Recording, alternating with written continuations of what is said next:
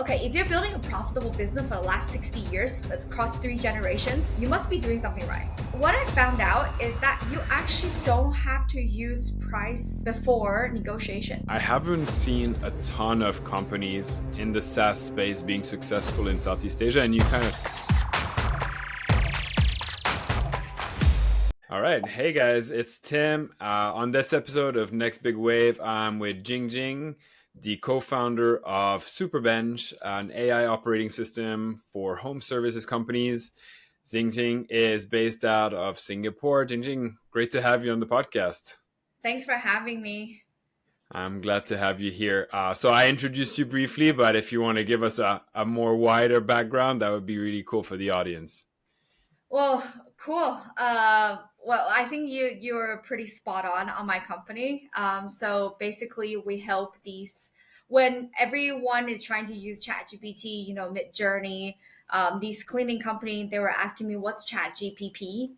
Um, then I explained to them, right? It's the All latest right. AI technology, and they're like, "Oh, how do I use it? Can it help me to click buttons? Can it help me to do this?" And I realized when everyone's trying to adapt these new technology, and they're left behind, and they're Mm-hmm. the one who's gonna stay, right? Because they're delivering a service. They're cleaning your toilets. They're changing your pipes. They're fixing your ceiling, fixing your aircon. They're not. Mm-hmm. Their job is gonna stay. But if they're not able to incorporate these latest technology in their operations, I mean, in the future, how do they stay competitive in the market? I love it. I love it. So it's going to be a big conversation about AI this podcast, which is cool because I'm fascinated by it and always eager to discuss it. And we're jumping right into it, but I already think that your approach is first of all commendable, but also very necessary, since most of the AI companies I've spoken to are really focused on enterprise. I mean, you obviously have the consumer-facing AI that are trying all these cool gimmicks, but no one's really talking about SMEs, and even smaller than SMEs, individuals and professionals alike that you just mentioned. So that's really cool. And Thank just you. to get some background a little bit, what does your career look like getting you all the way to this? And why did you decide to go after this specific market? Yeah, so I come from, so after I graduated, I went to, obviously back then I was very naive, just wanted to make money. So I become an investment banker Mm-hmm. in San Francisco and then later in London. And by the end of my investment banking career, I just hate the idea of using money to make more money. Um, Mm, I was very traumatized by the industry, just how people behave. So I was like, okay, I want to just have a switch to do startup. That's when I found Helpling. Um, Helpling is a marketplace for home services backed by Rocket Internet. And then so I moved from London to Singapore took over the head of operations role back then. So initially, Helpling is just a platform where you can book cleaners. So my grandpa used to have this joke: "You don't even change your own bed sheets. How can you clean other people's house?" I'm like, "Grandpa, I'm not cleaning other people's house. It's a tech company." But I did kind of end up fixing people's toilets, some in the early stage. However, I learned a lot, right, from that business. So after 4.5 years, actually after halfway through, I took over the GM role in charge of P&L in APAC area. And then we grew the business to 30 million ARR. And after that, I was congrats. 27. Thank you. I was 27. I had no dog, no husband, no dad. So I just wanted to take some risk with my life. And then that's when I left the company. And so after I left the company, all these traditional business service companies, they want to hire me as a P&L owner or COO. So I took the opportunity to talk to them. And I realized they all face the same problem. So I decided that, you know what, let's not solve the problem for one company, but let's solve the problem for the whole industry. That's very cool. And thanks for the background. I appreciate that. Thank you. Okay, so you talked about moving from San Francisco. Did you study in the U.S. as well? Are you from the U.S. originally, or what's your background there? No, I'm from China. I'm still Okay. Chinese. Yeah, I went to US when I was 17 and finished high school in Alabama. I was a Hmm. cowgirl. Yeah, well, it's a long story. And then I went to Santa Monica College in LA and Okay. transferred to UC Berkeley and graduated there. Very cool. And so, other than the idea of not making money from money, so the whole, investment banking scene that wasn't exactly your cup of tea, was there another reason for you to come back to Southeast Asia? Did you see just opportunity there, or was it purely to come closer to home? So it was a different reasons. So number one, I wanted to join a startup, join like a early stage company and doing operations. So I was looking at specifically Hong Kong and Singapore because home is in China, right? And Hmm. that's number one. Number two is that I feel like I just did not like London's weather. And then US, I left the US because I did not get H1B. So it's going to be hard for me to go back. So geographically speaking, and also in terms of visa, it will be much easier for me to get a job in Hong Kong and Singapore. And then after all the offers that I've gotten, I realized I just somehow knew how to work with Helpling's operations. And then I love that it's a people business and then it's flipped from Great Gatsby to cleaning people's house. I don't think there's more down to earth than that. So I was like, yes, I think that's a freaking sexy business. I want to do this. I mean, sexy is relative, right? But I'm glad that you mentioned that because a lot of people are always looking for that sexy business, and now you're in that industry targeting like a less sexy demographic, but AI is one of those sexy businesses. How did you get into this mind space that you decide I'm happy to work in like a less attractive sort of business on paper?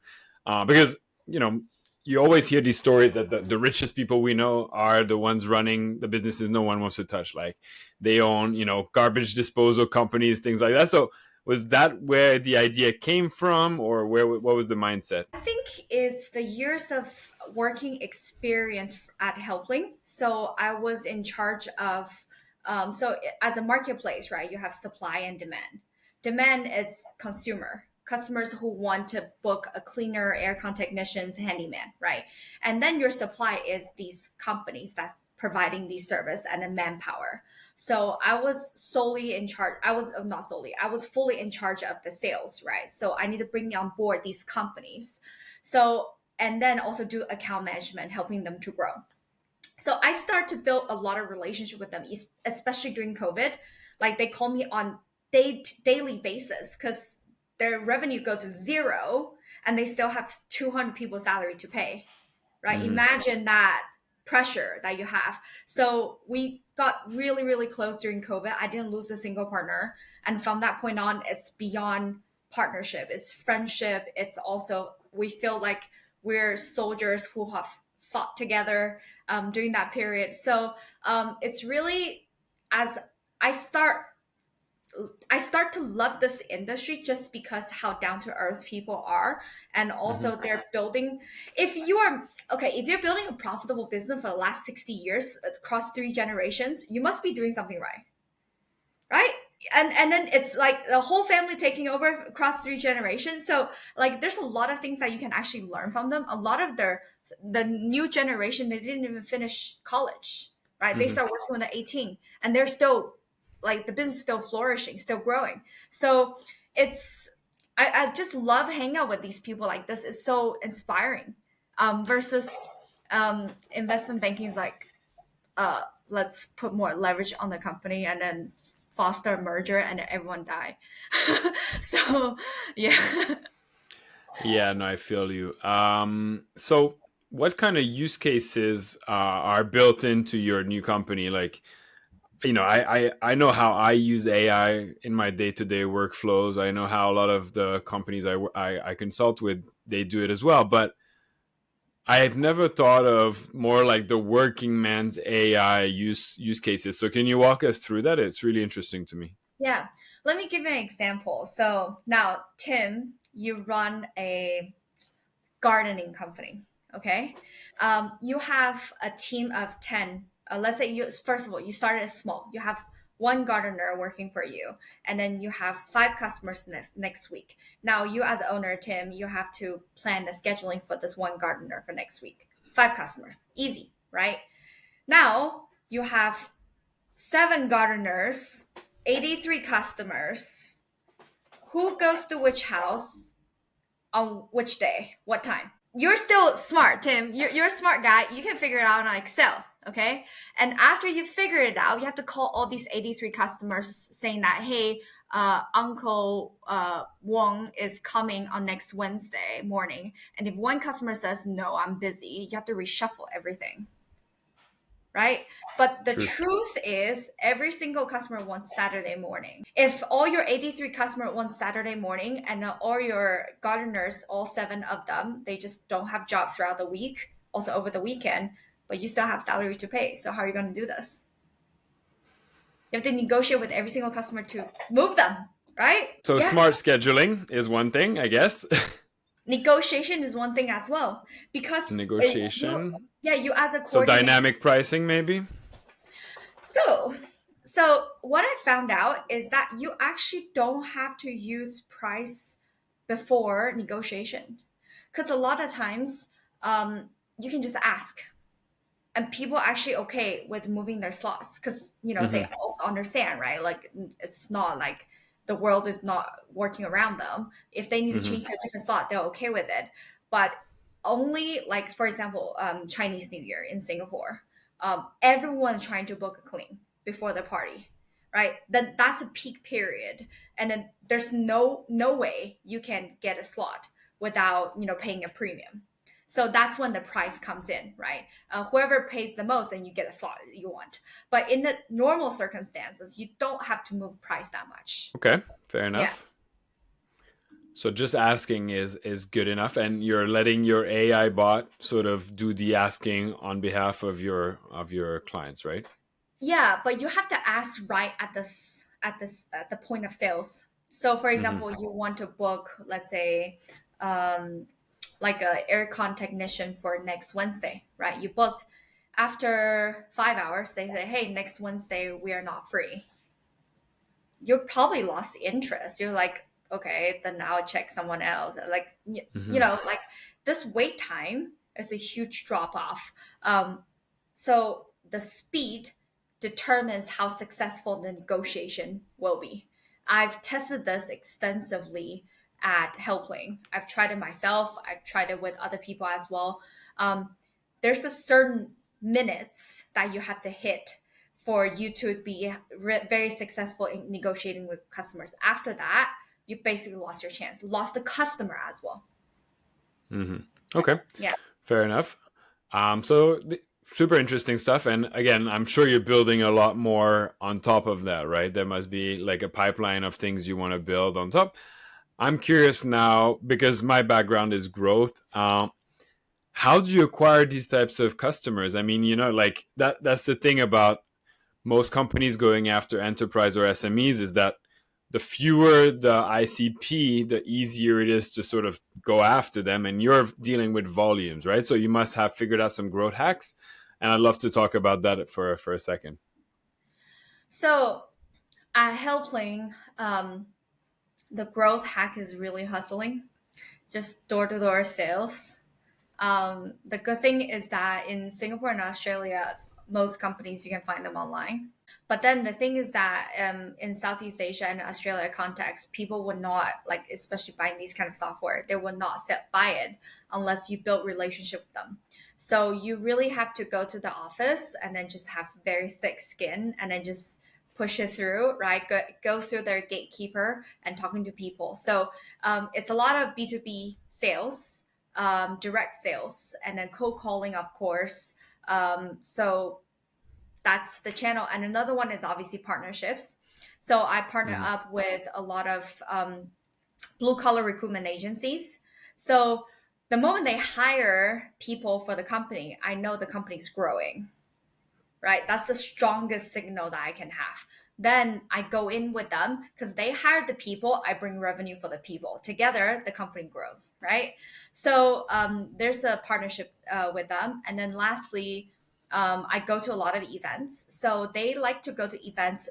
There's 2 types. Number one, first type is the public tender. So for example, like for schools, they need to have like a cleaning company to clean their bathroom, like hotels as well. So you go to those places, meet them. And their second one is that they all like to go to those like tradies shows. They buy tractors, buy heavy duty equipments. That's where you go and then purchase those latest tech. And that's also where you can meet them. So it's a lot of offline channel. And obviously, radio and then PR works as well because they drive and they also watch TV. Yeah, so that's the main growth channels. And right now you're focusing on Singapore only? Because you mentioned Australia. Is that also a market of yours, or? Australia is 10 times bigger than Singapore. So yes, that's going to be my main market. But also any country that has more. So if you think about service company, right? You've never heard of a service company that's like multinational company, Yeah, right? most likely There, not, right? there's no enterprise grade service company because they're very geo-located, geo-driven, right? Even let's say cleaning companies, you don't see them dominating. Let's say in Australia, Sydney, Melbourne, all different locations. No, right? It's like probably Sydney and an outskirt of Sydney. That's it. It's very geo-located. So that's why I'm targeting companies that has a bigger presence in a region and mostly not with freelancers, but more companies. Then what we're talking about is those unionized countries. Because those countries, they discourage freelance model, gig economy, right? Australia, Nordic, Netherlands, all these countries, I mean, unions, they rule the whole workforce, right? So they're trying to find out, okay, you have to hire everyone, then that's the target country for me. Okay, well, good to know. Good to know.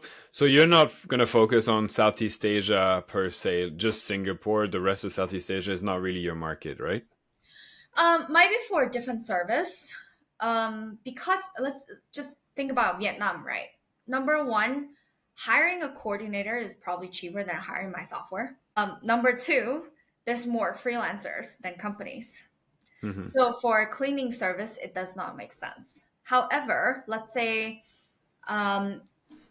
for things that requires license, for example, okay, I'll give you a different example. For example, in let's say Indonesia, right?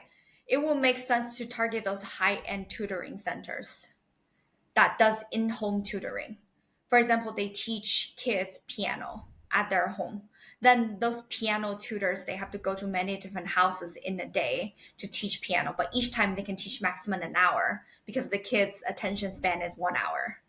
But if they have to stuck in traffic for 4 hours and teach 1 hour, they're losing money, right? So then the scheduling, you have to factor in the travel distance. Then that's when it makes sense to target those high-end tutoring centers because only they can pay for it. Enough. I think the question for me was more around, you're a SaaS. I'm assuming your model is around a SaaS. And I haven't seen a ton of companies in the SaaS space being successful in Southeast Asia. And you kind of touch point on one of the reasons being the cost of labor is so low that often companies will just prefer to have someone operating whatever the SaaS could be doing probably a lot better. But because they're used to having it so cheap, they can't imagine paying a software for that. So I wanted to get your take on that. It seems like that's one of the reasons why you're not going to do much in Southeast Asia. But yeah, let's talk about that for a bit. Yeah, so basically what I'm selling right now is an entry level digital sales coordinator for companies. So I charge a monthly salary, SaaS. So I charge a monthly SaaS, right? I make sure that cost is lower than hiring a VA in Philippines. Because number one, they probably can't do all the job scope, but also I want to make sure the cost makes sense, right? And then I charge a sales commission on the revenue that we help our clients to generate. So that way our interests align. If they don't make money, I also don't make money. And their barrier to entry is low because I use their words, right? If you think about it, if you have to hire a salesperson, probably in a month is going to cost you $3,000. versus now I'm charging you 10 times cheaper.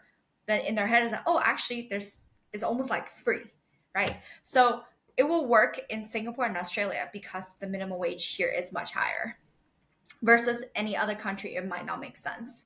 Another country that makes sense is Dubai, UAE, because they're also very foreign worker dependent country, migrant worker dependent countries. Yeah, there's more, and then the living cost there is much higher, right? So they'll probably see this very helpful. Awesome. And you're planning, if you're expanding to those countries, what's your plan in terms of building a team out there? Are you planning to yourself relocate to Australia, given how big of a market it is, or you're still kind of attached to being in Singapore? So Australia again, right? Because in the service space, again, it's very geolocated kind of business. So you have to do it city by city. You can't just launch it. So, and then also in Australia, people value the relationship. So you kind of need to do it little by little. That's how you roll it out, right? Then until you build a brand, and then until people can see that, oh my God, what is that company doing? Why are they so profitable? And then that's people start curious what's behind it. Then I'm trying to create these success case studies so people can see it. And yes, definitely, I probably need to be there on the ground very much, but also probably need to get someone out there in those countries, at least to be in charge of different zones. Okay, very cool. You mentioned building case studies, and I'm just curious what stage you're at right now with the company. I did see on your website that you were supported by Iterative and Hustle Fund, which are investors in my own company. So I'm curious, did they invest in you as well, or they just support you mentally? Yeah, there are investors. Yeah, so we're like brothers and sisters. Yeah, literally, those two investors invested in Nintendo Pay. Well, we were the first cohort of Iterative, so I'm quite familiar with the team there. Oh wow, nice, amazing. Yeah. Yeah, yeah. So they are our investors. We're pre-seed. We started this in September last year. We built a POC that worked very well. So right now we're just trying to build our MVP. So the tech side, so there's two parts, right? There's the platform plus the AI coordinator that's linked to the platform. So the platform is pretty much done. And then the AI coordinator can do a very narrow task at this point of time. So we're trying to widen it, the job scope that can do a lot more things. However, the technology initially it wasn't there, but now it's almost there. But there's still a lot of traditional engineering that needs to do. So we're trying to make sure these two parts are connected very well. So we're spending a lot of time doing working on the product and also working very hands-on with our clients to do more problem discovery and also to make sure that what we're building is aligned with what they're thinking they're buying, right? I like it. And you're building this AI tool for others. Are you yourself kind of passionate about AI? Do you use it in your life, in your work, at your business? Do you want to tell me more about that? Because I'm curious how people are using it, how they're leveraging it, like any use cases that I might not have thought of and I might be interested in the future. Yeah. So I use it a lot. Obviously, I use ChatGPT, right? I think ChatGPT for it's the best AI tool that I can purchase right now because of the GPTs. And then, so for example, I use it to write a lot of things like it, investor updates. I normally write it myself, but like legal stuff, I'll use that. What else? Terms and condition, I wrote the whole thing with that. Uh, yeah, like mainly legal stuff, accounting stuff. I use that, and then also a lot of time just drafting emails and then double check messages. What else do we use? A little bit of photos, generate photos here and there. So previously I used Midjourney, but then when GPTs came out, I'm like, okay, well, I'm paying for this. Why don't I just use this? And then recently we play around with some video content as well, and that was cool. And then I started using it for SEO. Hmm. So I would dump in all the keywords and then use one of the SEO GPTs to rewrite my article. I wasn't it looks okay. But then, eventually I still outsource that part now.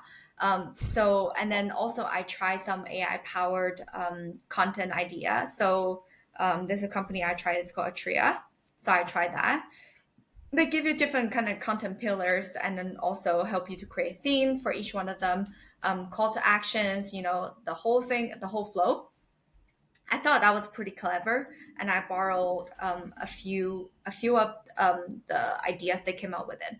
So all these creativity part of things, I think, is very helpful, and also in the initial stage when we're doing ideating, very helpful. Problem discovery, we came up with probably 80 plus different problems, but you have to rank them, right? And figure out which one to solve first. Feasibility and then painfulness and then, like all these metrics, right? We have our own, but we also ask ChatGPT to rank it for us. So that was helpful to see the rationale behind it. Um, yeah, basically those are the ones. Is That's my already quite an extensive list, so it seemed like a power user. And I really think, you're talking about like using SEO and things like that. Like I noticed as well that it's probably because I'm not the best prompt engineer yet, but I often end up also outsourcing some of that work because I'm still not 100% satisfied, and I'm just wondering if that's ChatGPT 5 that's gonna fix it, or if it's gonna be just forever something you use as an inspiration, and then you get someone to fine tune like a human layer on top of. actually I've so I think it's prompt engineering and also the tools that you use. So I have a friend, he runs a digital marketing agency and he can churn out 60 articles for you in a day. And he sells at a very, very affordable price. And when I saw the articles, I was just like, not bad. Can you? And then I will add in a bit more industry flavor and tell him to run it through it. So we were very transparent, right? He's like, I can give you this price because I'm using AI. I was like, that's fine. So I just tell him, add this in, add this in, add this in, change the, here, the tone, change it a little bit, make it more friendly.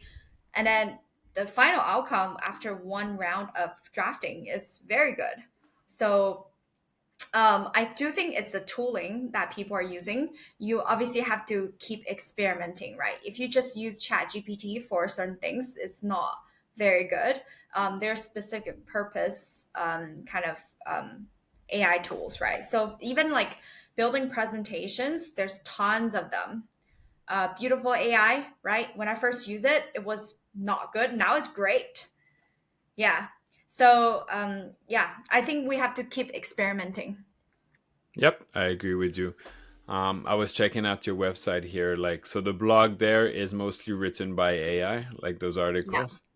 Yeah. I'll take a look at them. I'm curious, and I'd love to talk to your friend there about his services because I'm always curious to see what agencies are able to output because they obviously spend time studying how to optimize their workflow with AI. So yeah, super interesting to talk to people. So I you're still quite early on in this specific business, but probably if we look back at your career in the last two other roles in the past, this is a question I like to ask because it kind of makes people think and brings back memories. So, what's the biggest horror story in business that you've had to this date? Biggest horror story. Like I was genuinely afraid of, or No, that like mostly something like grave happened that was a difficult situation to handle, but like to the extreme. Something crazy catastrophic has happened. And I know that we've had a few situations like that at TendoPay. Let's say that we were in the process of getting a license for X, Y, and Z. And then all of a sudden we get hit with an audit that leads to something else. And it's like just the biggest headache possible. Every business owner has had those. So I'm just curious if you can identify them, or maybe you're too early on into the startup and the other ones were running so smoothly. um the current company. I mean, I feel like I've gone through that entrepreneurship fear stage at Helpling. So now I've worked on this fear part of myself, obviously through coaching therapy a lot. So now that part has been very much observed and managed. But previously, so at Helpling, before COVID happens, right? When COVID just started to happen, when Singapore was like, everybody was so afraid of it. People get it, they could die, in the very early stage. My Mm, biggest fear was if one cleaner gets it, because they visit about 15 houses a week, right? You're affecting 15 households. And the Singapore government tracked the trace. They would, and then they announced people's names. So you would know your cleaner is the reason for you to get COVID. And then if back then, if I'm the customer, I'm going to goddamn to helpline. mm. So that was my biggest fear. I was just I waiting for mean, that phone call to happen. Huh? that's a legitimate fear. So yeah, I can understand where you're coming from for sure. One Yeah. thing you mentioned that's super interesting to me is you said you have this coaching to help you go through this fear. Is this like a founder coaching, like business coaching, or is like a completely separate thing? So Helpling was such a like wonderful employer to me. So they gave me budget to grow as a person, right? So I used that on coaching. So I had an executive coach. So she is more on the performance side of things. So she used to work for Matt Mashari. I don't know if you've heard of him. So he is the coach for Coinbase, Angel.co, all these like Silicon Valley people. So she is my best friend and first, and then she becomes my coach. Um, so she has been very good at looking at problem in a different lens, right? She was a product manager at Headspace, so she also knows how to build a venture backed startup. So that helps me to structure a lot of give me a lot of clarity when I have to execute certain business cases. Also on the therapy side, obviously it works on deeper issue, right? Your trauma, when are you behaving, reacting from your trauma? When are you reacting from the environment that's been boxing you, and what is true, authentic you? So that also helps, and also to understand what are the trigger for a different fear, what's the link to your childhood, all these things. So both of them have helped me to build a very, I would say, resilient mindset. So I don't know if you read, if you have heard Ray Dalio. So he loves talk about suffering well. And when I read the book, I was like, oh wow, I feel like I'm getting there.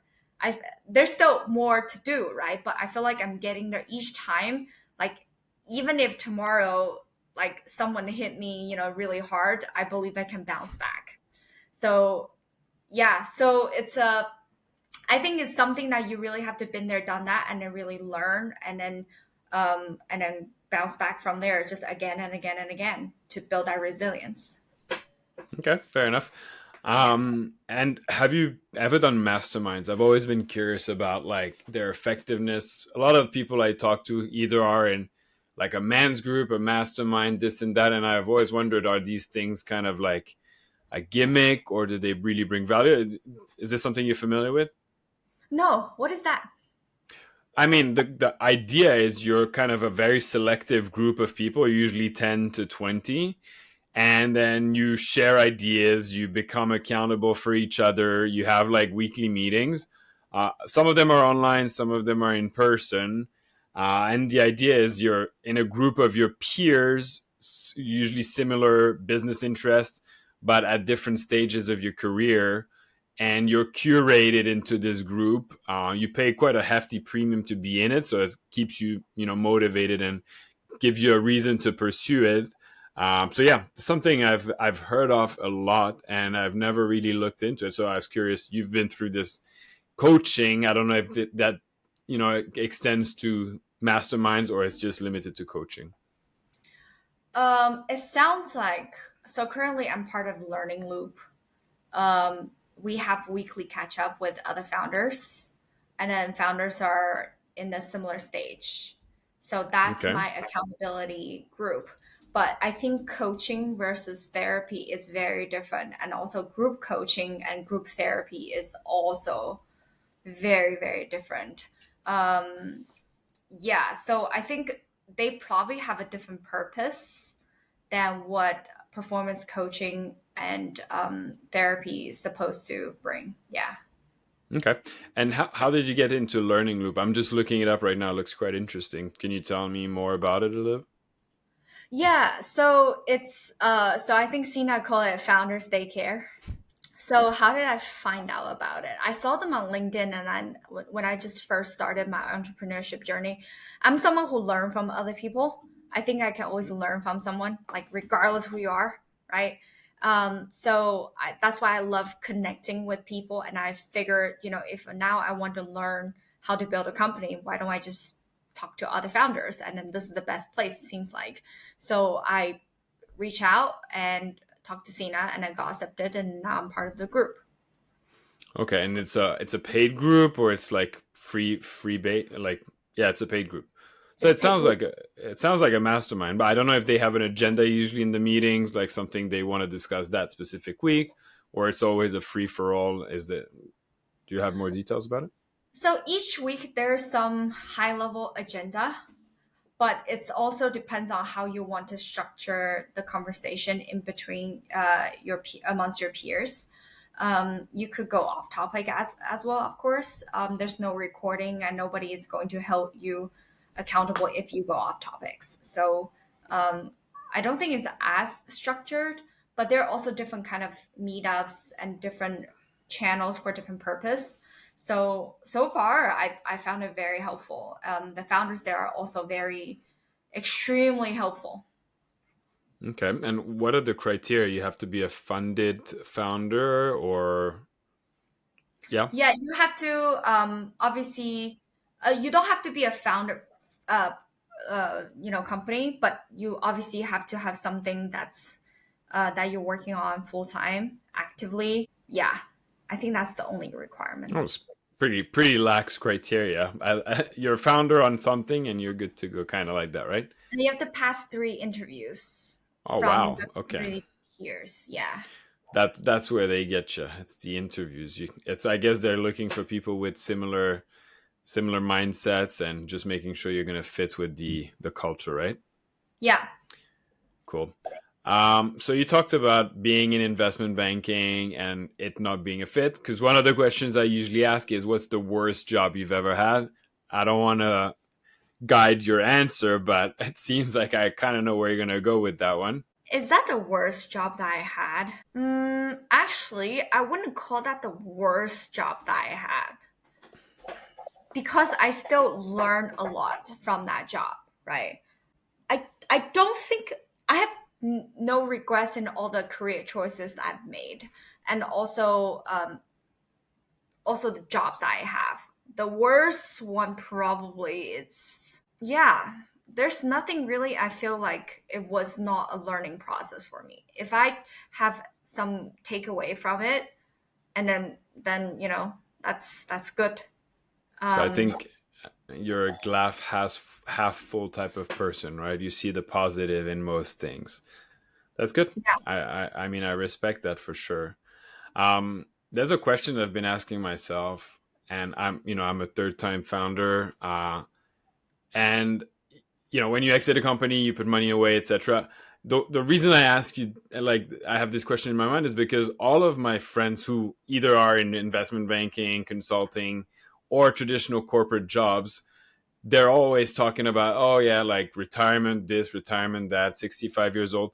And I've never asked myself about retirement, never thought about like how comfortable I might be or non-comfortable I might be. What do you think about that? Like, as an entrepreneur, do you ever think about retirement? Do you ever think about making yourself secure? Is that something that's, you work on? Um, do you see interesting is do you see retirement as a secure Well, backup? I have friends who are in Europe, and for them, retirement, like at age 63, they will get 80% of their salary in perpetuity. So that's the security that I'm talking about. In North America, it's a bit different. You have to, contribute to your own pension, things like that. So it could be less secure, especially if the funds make terrible investments like we've seen in 2007. But they do usually have kind of a secure path to making money without working, which is something that as founders, you're not contributing to anything unless you're contributing to like your own personal ETF, I guess. But that's what I'm talking about. Like, is this something you think about, or you just plan to work forever because founders do that as well and they enjoy doing it? I'm just curious. Tried not doing things for a little bit, right? So in between Helpling and my next job, I took a little bit of break, try not to do much. That was okay. That was the worst job I had.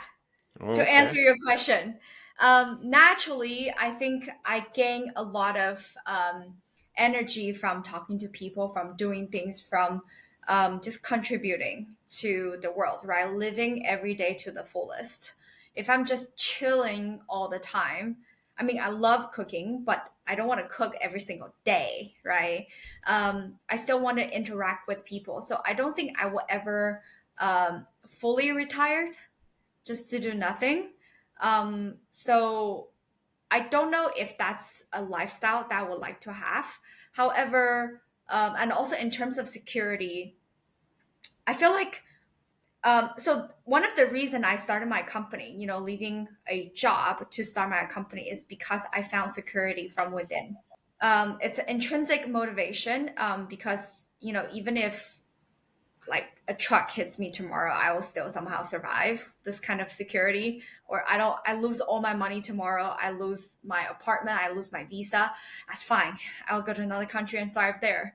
So once I have this kind of intrinsic security, retiring, like thinking about retirement with decent amount of money, that's a result of whatever I'm doing right now. So I'm not thinking about it. It's suspected that it will come if I want to choose that lifestyle. Okay.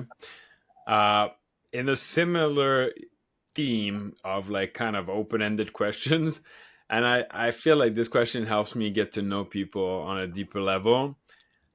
What do you want to be remembered for when it's all said and done? It's okay. People don't have to remember me. Okay, I mean, sure. It's a fair question, fair answer, I suppose. So usually towards the end of the podcast, I like to do something where I ask the existing guest to ask a question to the next one without knowing who they are or what they do. And similarly, I'll ask you the question from the previous guest. So do you want to take Ooh, a second to think about like what your question would be? okay. What will my question be? Phew. What is okay? I want to ask people what makes you happy because it's such a That's good. simple question, but you know, like, but if you go in on a deeper level, I want to know what actually makes you happy. So they Like, have to really think about it.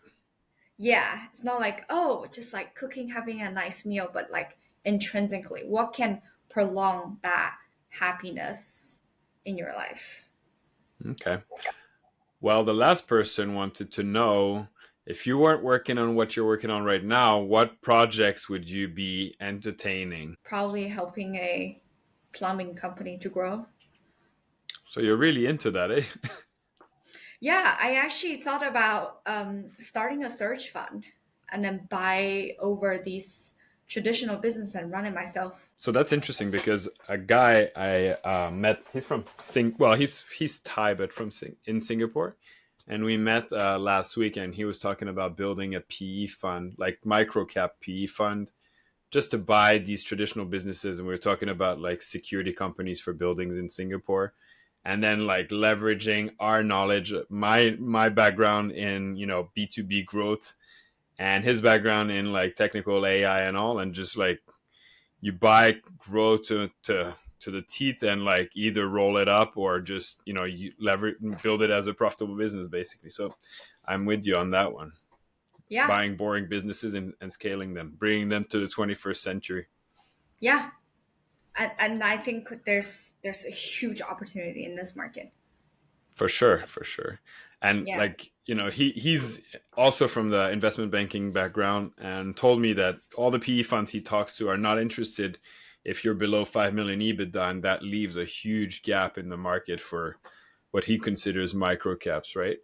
Last few things I'd like to talk to you about more on a personal level, because you went through Iterative. What was your experience in that program? I'm just curious. I'm still in it right now. Oh, you Um, are? You're the last batch? yeah, Oh wow! So how's it going? it's going very well. I think um, they're really trying to be helpful, you know. I love how hands-on they are, but at the same time, um, very respectful, aggressive, down to earth, authentic, direct feedback, but respectful feedback. You know, Okay. so I like that very much. And then also like the whole founder pool in our community, the moment you talk to them, right? The moment they talk about their company, everyone talk about it with passion. You just know that okay, everyone's here to build a company, and then everyone's driven. They know what they're doing. It just even if like they're super early, right? They're like we started last month, but you still feel like they know what they're doing, right? Um, Hmm. so I just love that community with a whole bunch of very driven people together, and it's just this energy amongst us is it's great. I love it. How was your batch like? So we were in the first batch ever, right? Yeah, I obviously had a great experience. I thought Suken and Brian were just top-notch guys. I got along really well. I actually had lunch with Suken a couple of weeks ago when he was in Bangkok, so we're still, buddies.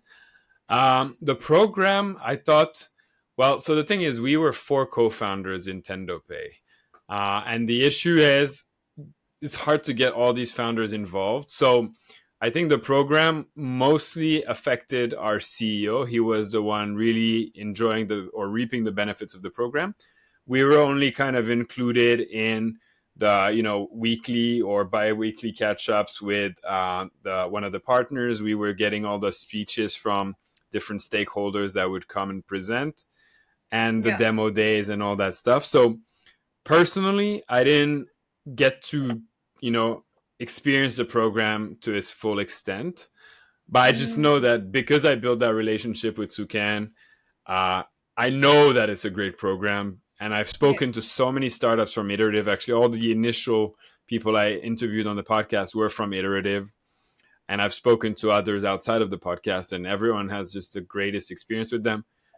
Not to mention that they don't charge a program fee, which a lot of the other incubators, accelerators do, and I know that's a big topic of debate, and I don't want to get into it because I see that you have some affiliation with Antler, so we'll probably leave that off the table. I don't want yeah. to put you in any binding situations, but yeah, I know that Iterative is a solid solution. I'm promoting it to a lot of the founders that I talk to.